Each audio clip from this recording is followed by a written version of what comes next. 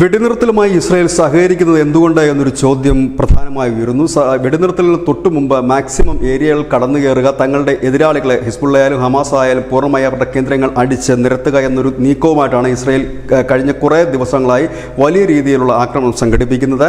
അതിനുശേഷം വെടിനിർത്തൽ കരാറിലേക്ക് ഇസ്രായേൽ എത്തുന്നു. ഇത് ഹമാസ് ഉൾപ്പെടെയുള്ള സംഘടനകളെ വെട്ടിലാക്കുന്ന ഒരു നീക്കം കൂടിയാണ്. കാരണം ഇപ്പോൾ എടുത്തിരിക്കുന്ന തീരുമാനം, അതായത് ഈ ഫിലാഡൽഫി ഇടനാഴിയിൽ നിന്ന് സേനയെ പിൻവലിക്കണം, അത് ഘട്ടം ഘട്ടമായി പിൻവലിക്കാമെന്ന് ഇസ്രായേൽ സമ്മതിക്കുന്നതോടുകൂടി തന്നെ ഇവിടെ വെട്ടിലാകുന്ന ഹമാസ് ഉൾപ്പെടെയുള്ള സംഘടനകളാണ്. അവർ മുമ്പോട്ട് വെച്ചൊരു ആവശ്യം തന്നെയായിരുന്നു ഈ ഇടനാഴിയിൽ നിന്ന് സേനയെ പിൻവലിക്കണമെന്ന്. ആ ആവശ്യത്തിൽ ഇസ്രായേൽ അവരുടെ സമ്മതം അറിയിച്ചു കഴിഞ്ഞിരിക്കുന്നു. അങ്ങനെ അന്താരാഷ്ട്ര തലത്തിൽ നിന്ന് ഈ സംഘടനകൾക്ക് മേൽ ഇപ്പോൾ സമ്മർദ്ദം മുറുകുകയാണ്. കാരണം ഈ സംഘടനകൾ കാരണമാണ് വെടിനിർത്തൽ കരാർ നടപ്പാക്കാൻ കഴിയാത്തതെന്ന് വരുത്തി തീർക്കുകയാണ് ഇസ്രായേലിൻ്റെ ലക്ഷ്യം.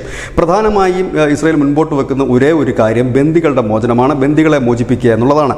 ഇവിടെ ഈ മൂന്ന് രാജ്യങ്ങൾ, ഈജിപ്തും അമേരിക്കയും ഖത്തറും ചേർന്നെടുത്തിരിക്കുന്ന തീരുമാനം ബന്ദികളെ അങ്ങോട്ടും ഇങ്ങോട്ടും, അതായത് പാലസ്തീൻ തടവുകാർ ഇസ്രായേലിൻ്റെ പിടിയിലുണ്ട്, അവരെയും ഘട്ടം ഘട്ടമായി മോചിപ്പിക്കുക, അവർ വീട്ടിലെത്തിയതെന്ന് ഉറപ്പുവരുത്തുക. ആ രീതിയിലാണ് കാര്യങ്ങൾ മുൻപോട്ട് പോകുന്നത്.